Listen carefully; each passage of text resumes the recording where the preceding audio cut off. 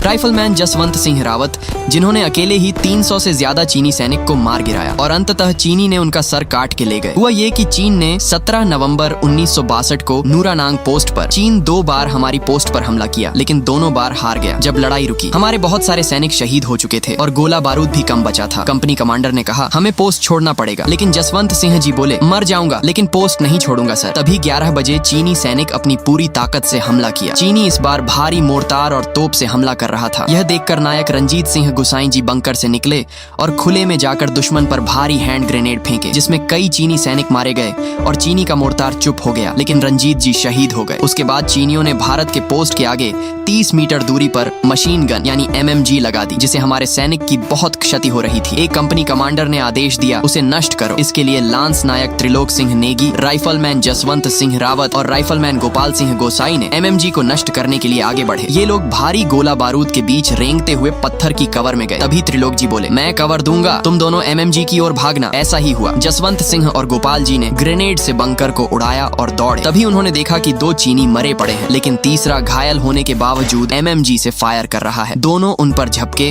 और उसे मारकर जसवंत सिंह MMG को अपने कब्जे में ले ली। लेकिन जब यह तीनों अपने पोस्ट पर आ रहे थे, चीनी ने पीछे से फायरिंग कर दी। गोपाल और त्रिलोक जी ने अपनी पीठ पर गोली खाकर जसवंत सिंह को बचाते हुए आगे भागे, लेकिन जसवंत जी को भी गोली लगी थी। वे भी जख्मी हो गए थे, लेकिन त्रिलोक और गोपाल जी शहीद हो गए। अब जसवंत सिंह पूरे पागल हो गए। तभी नूरा और सेला, जो वहीं की लोकल लड़की थी, उसने भी मातृभूमि की रक्षा के लिए अपने सैनिक के साथ आई। 72 घंटे तक जसवंत सिंह अपने पोस्ट बदल बदल कर फायर करते रहे। जो चीनी सैनिक ग्रुप बनाकर पास आते, उन्हें हैंड ग्रेनेड से उड़ाते और जो चीनी सैनिक बंकर में घुसते, उसे चाकू से मार गिराते। नूरा दुश्मन के राइफल और गोला बारूद लेकर जसवंत जी को देती और सेला जसवंत जी के साथ लगातार फायर कर रही थी। इसी बीच लगभग चीन के 300 से ज्यादा सैनिक मारे गए। तभी चीन ने एक लोकल आदमी को धमका के पूछा, कितने आदमी हैं? आदमी डर से बता दिया कि सिर्फ एक है और 2 लड़की हैं। चीन को बहुत शर्मिंदगी हुई और उन्होंने योजना बनाई। जब नूरा गोला बारूद लाने गई थी, उसी समय चीन ने उसे बंदी बना लिया और उधर सेला को भी गोली लग चुकी थी, मानो अब भगवान ने भी रास्ता छोड़ दिया हो। और तभी जसवंत जी ने देखा कि उनके पास तो गोला बारूद खत्म हो गए हैं और चीनी सैनिक उसे चारों ओर से घेर रहे थे। उनके पास सिर्फ एक गोली थी। उन्होंने दुश्मन के हाथ से मरने के बजाय खुद ही अपने आप को शूट कर ली, लेकिन इतने डरपोक चीनी सैनिक उनके पास जाने से भी डरते थे। फिर चीनियों ने उनका सर काट के ले गए। जब वह अपने कमांडर के पास पहुंचे, तो एक चीनी कमांडर ने रावत जी की अद्वितीय साहस को देखकर उनका सर भारत सरकार को लौटा दिया, यह कहते हुए कि ऐसे योद्धा का सम्मान किया जाना चाहिए